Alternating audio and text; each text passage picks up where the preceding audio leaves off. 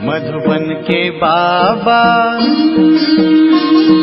मधुबन के बाबा मुरली वाले, आपका क्या कहना, आपका क्या कहना। ओम शांति। 21 फरवरी 2021 अव्यक्त बाप दादा के महावाक्य। ओरिजिनल डेट 6 नवंबर 1987।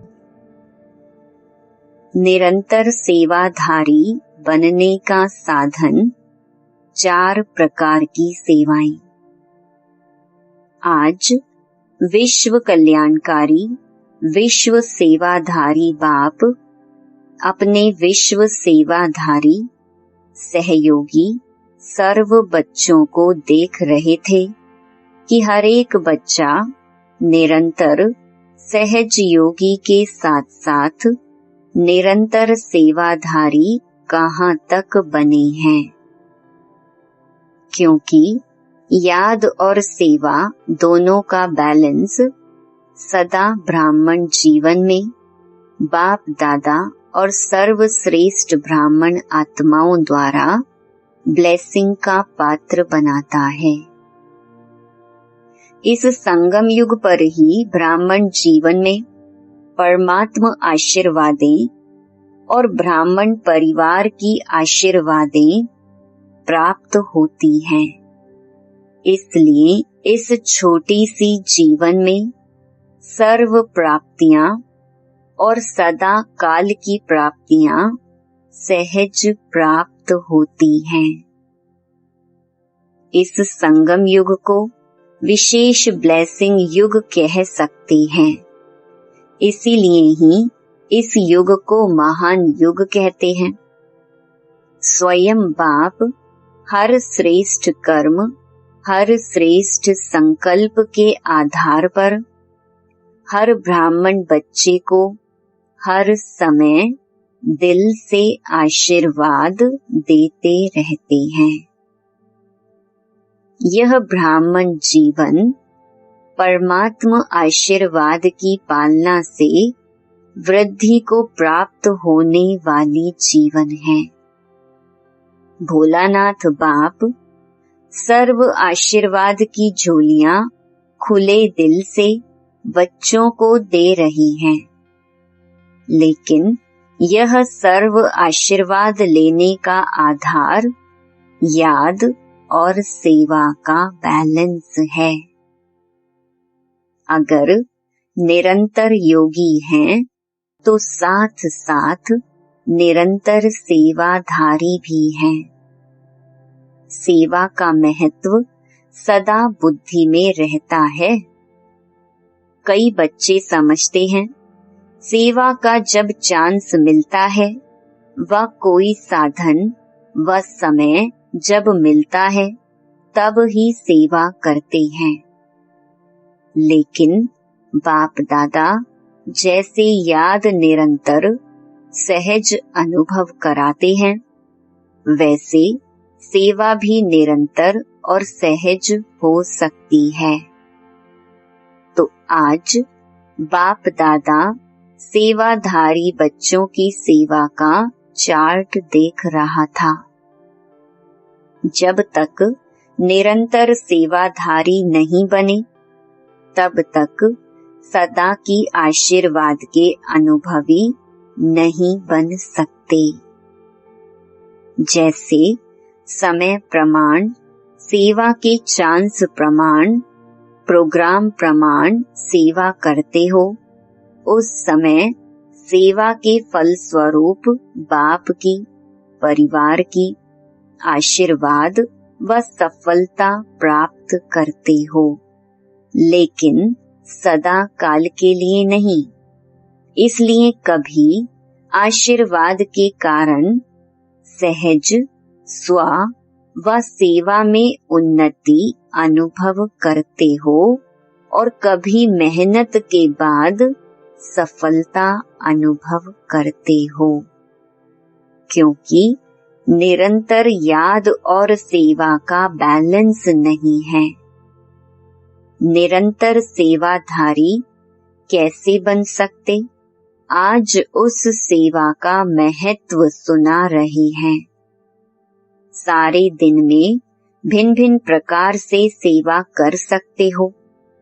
इसमें एक है स्व की सेवा, अर्थात स्व के ऊपर संपन्न और संपूर्ण बनने का सदा अटेंशन रखना। आपके इस पढ़ाई के जो मुख्य सब्जेक्ट हैं, उन सब में अपने को पास विद ऑनर बनाना है। इसमें ज्ञान स्वरूप, याद स्वरूप, धारणा स्वरूप सब में संपन्न बनना है। यह स्व सेवा सदा बुद्धि में रहे। यह स्व सेवा स्वतः ही आपके संपन्न स्वरूप द्वारा सेवा कराती रहती है, लेकिन इसकी विधि है अटेंशन और चेकिंग। स्व की चेकिंग करनी है, दूसरों की नहीं करनी। दूसरी है विश्व सेवा, जो भिन्न भिन्न साधनों द्वारा, भिन्न भिन्न विधि से, वाणी द्वारा व संबंध संपर्क द्वारा करते हो। यह तो सब अच्छी तरह से जानते हैं। तीसरी है यज्ञ सेवा, जो तन और धन द्वारा कर रहे हो।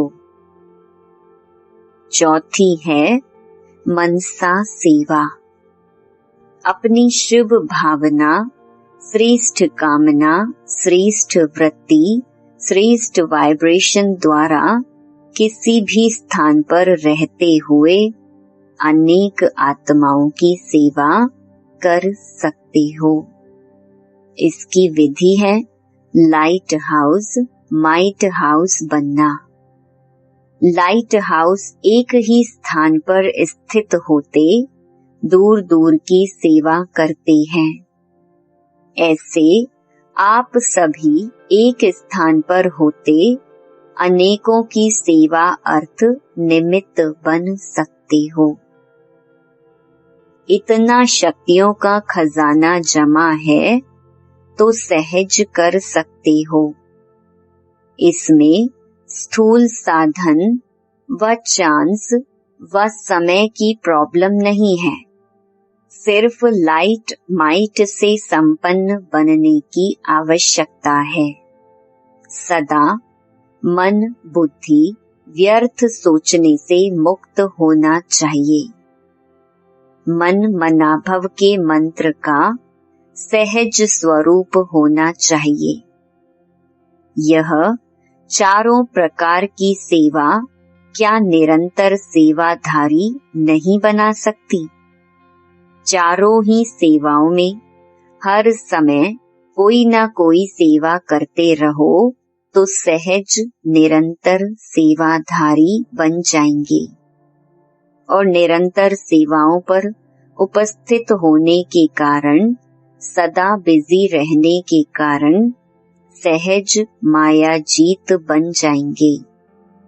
चारों ही सेवाओं में से जिस समय जो सेवा कर सकते हो वह करो, लेकिन सेवा से एक सेकंड भी वंचित नहीं रहो। 24 घंटा सेवाधारी बनना है। 8 घंटे के योगी व सेवाधारी नहीं, लेकिन निरंतर सेवाधारी। सहज है ना? और नहीं तो स्व की सेवा तो अच्छी है। जिस समय जो चांस मिले वह सेवा कर सकते हो। कई बच्चे शरीर के कारण व समय न मिलने कारण समझते हैं हम तो सेवा कर नहीं सकते हैं। लेकिन अगर 4 ही सेवाओं में से कोई भी सेवा में विधि पूर्वक बिजी रहते हो तो सेवा की सब्जेक्ट्स में मार्क्स जमा होती जाती हैं। और यह मिले हुए नंबर अंक फाइनल रिजल्ट में जमा हो जाएंगे। जैसे वाणी द्वारा सेवा करने वालों के मार्क्स जमा होते हैं, वैसे यज्ञ सेवा व स्व की सेवा व मनसा सेवा, इनका भी इतना ही महत्व है। इसके भी इतने नंबर जमा होंगे। हर प्रकार की सेवा के नंबर इतने ही हैं, लेकिन जो चारों ही प्रकार की सेवा करते, उसके उतने नंबर जमा होते। जो 1 व 2 प्रकार की सेवा करते, उसके नंबर उस अनुसार जमा होते। फिर भी अगर 4 प्रकार की नहीं कर सकते, 2 प्रकार की कर सकते हैं, तो भी निरंतर सेवाधारी हैं। तो निरंतर के कारण नंबर बढ़ जाते हैं। इसलिए ब्राह्मण जीवन अर्थात निरंतर सेवाधारी सहज योगी। जैसे याद का अटेंशन रखते हो कि निरंतर रहे, सदा याद का लिंक जुटा रहे, वैसे सेवा में भी सदा लिंक जुटा रहे। जैसे याद में भी भिन्न भिन्न स्थिति का अनुभव करते हो, कभी बीज रूप का, कभी फरिश्ता रूप का, कभी मनन का, कभी रूह रिहान का, लेकिन स्थिति भिन्न भिन्न होते भी याद की सब्जेक्ट में निरंतर याद में गिनते हो। ऐसे यह भिन्न भिन्न सेवा का रूप हो, लेकिन सेवा के बिना जीवन नहीं। श्वासोश्वास याद और श्वासोश्वास सेवा हो, इसको कहते हैं बैलेंस। तब ही हर समय ब्लेसिंग प्राप्त होने का अनुभव सदा करते रहेंगे और दिल से सदा स्वतः ही यह आवाज निकलेगा कि आशीर्वादों से पल रहे हैं। आशीर्वाद से, उड़ती कला के अनुभव से उड़ रहे हैं। मेहनत से, युद्ध से छूट जाएंगे। क्या, क्यों, कैसे, इन प्रश्नों से मुक्त हो सदा प्रसन्न रहेंगे। सफलता सदा जन्म सिद्ध अधिकार के रूप में अनुभव करते रहेंगे।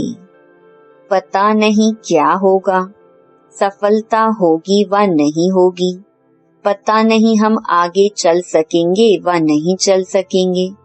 यह पता नहीं का संकल्प परिवर्तन हो, तब मास्टर त्रिकालदर्शी स्थिति का अनुभव करेंगे।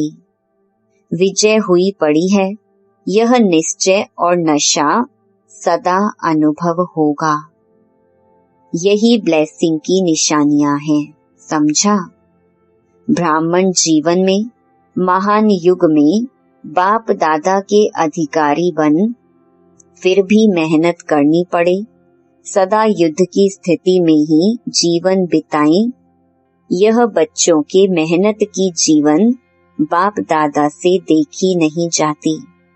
इसलिए निरंतर योगी, निरंतर सेवाधारी बनो, समझा। अच्छा, पुराने बच्चों की आशा पूरी हो गई ना। पानी की सेवा करने वाले सेवाधारी बच्चों को ऑफरीन शाबाश है, जो अनेक बच्चों की आशाओं को पूर्ण करने में रात दिन सहयोगी हैं। निद्रा जीत भी बन गए तो प्रकृति जीत भी बन गई। तो मधुबन के सेवाधारियों को, चाहे प्लान बनाने वाले, चाहे पानी लाने वाले, चाहे आराम से रिसीव करने वाले, रहाने वाले, भोजन समय पर तैयार करने वाले, जो भी भिन्न भिन्न सेवा के निमित्त हैं, उन सबको थैंक्स देना। बाप दादा तो दे ही रहे हैं, दुनिया पानी पानी करके चिल्ला रही है और बाप के बच्चे कितना सहज कार्य चला रहे हैं। बाप दादा सभी सेवाधारी बच्चों की सेवा देखते रहते हैं। कितना आराम से आप लोगों को मधुबन निवासी निमित्त बन चांस दिला रही हैं। आप भी सहयोगी बने हो ना। जैसे वह सहयोगी बने हैं तो आपको उसका फल मिल रहा है, वैसे आप सभी भी हर कार्य में जैसा समय उसी प्रमाण चलते रहेंगे तो आपके सहयोग का फल और ब्राह्मणों को भी मिलता रहेगा। बाप दादा मुस्कुरा रहे थे। सतयुग में दूध की नदियां बहेंगी, लेकिन संगम पर पानी घी तो बन गया ना। घी की नदी नलके में आ रही है, पानी घी बन गया तो अमूल्य हो गया ना। इसी विधि से अनेकों को चांस देते रहेंगे। फिर भी देखो, दुनिया में और आप ब्राह्मणों में अंतर है ना। कई स्थानों से फिर भी आप लोगों को बहुत आराम है और अभ्यास भी हो रहा है। इसीलिए राज युक्त बन हर परिस्थिति में राजी रहने का अभ्यास बढ़ाते चलो। अच्छा, सर्व निरंतर योगी, निरंतर सेवाधारी श्रेष्ठ आत्माओं को सदा त्रिकालदर्शी बन सफलता के अधिकार को अनुभव करने वाले, सदा प्रसन्न चित्त संतुष्ट श्रेष्ठ आत्माओं को हर सेकंड ब्लेसिंग के अनुभव करने वाले बच्चों को विधाता वरदाता बाप दादा का याद प्यार और नमस्ते। दादी जी से संकल्प किया और सर्व को श्रेष्ठ संकल्प का फल मिल गया।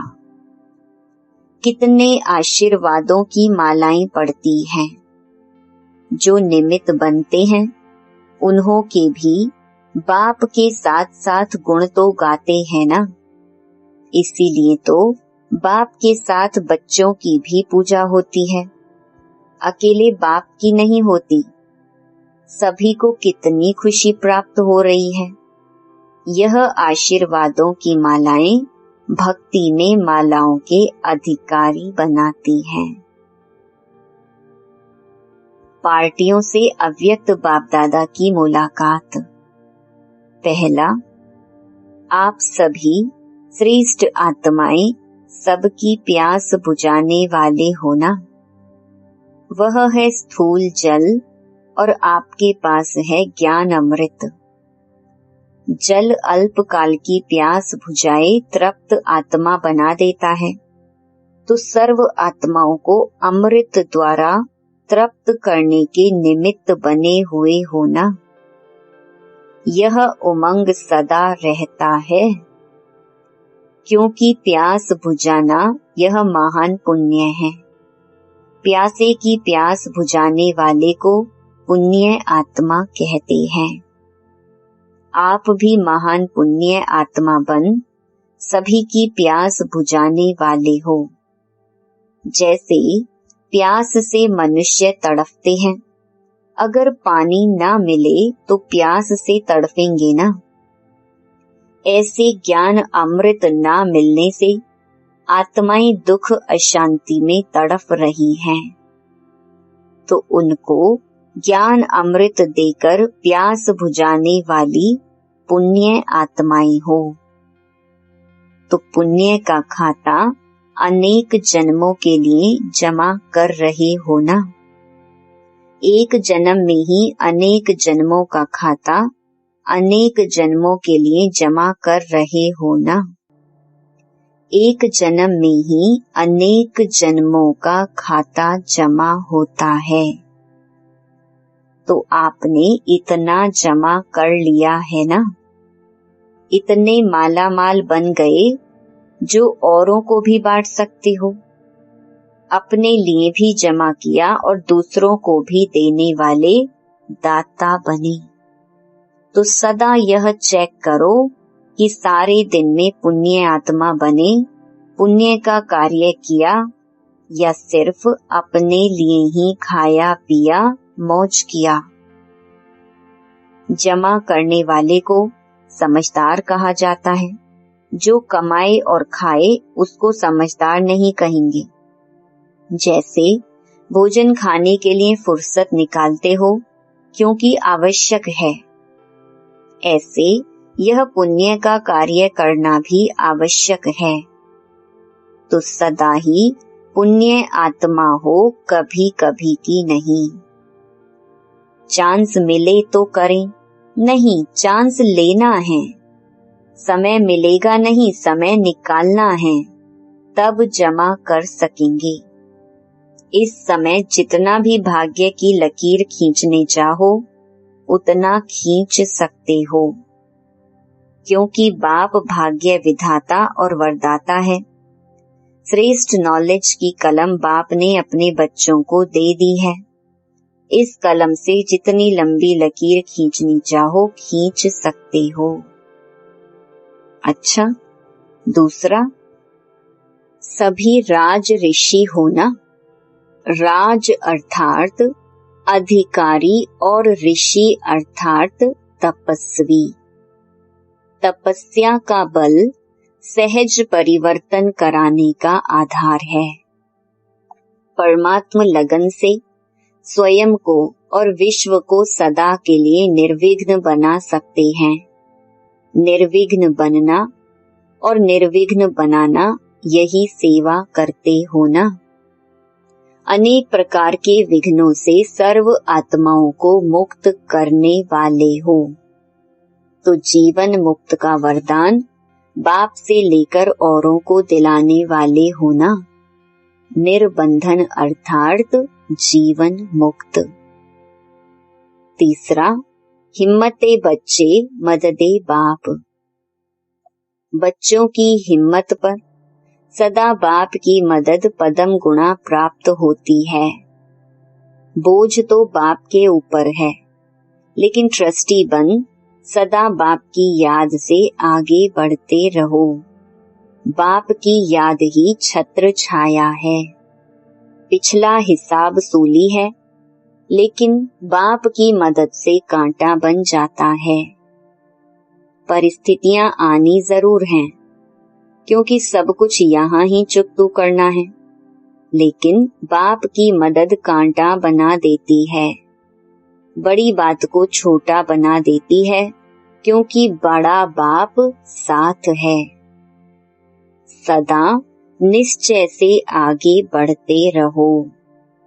हर कदम में ट्रस्टी। ट्रस्टी अर्थात सब कुछ तेरा, मेरापन समाप्त। गृहस्थी अर्थात मेरा। तेरा होगा तो बड़ी बात छोटी हो जाएगी, और मेरा होगा तो छोटी बात बड़ी हो जाएगी। तेरापन हल्का बनाता है और मेरापन भारी बनाता है। तो जब भी भारी अनुभव करो तो चेक करो कि कहाँ मेरापन तो नहीं। मेरे को तेरे में बदली कर दो तो उसी घड़ी हल्के हो जाएंगे। सारा बोझ 1 सेकंड में समाप्त हो जाएगा। अच्छा, वरदान।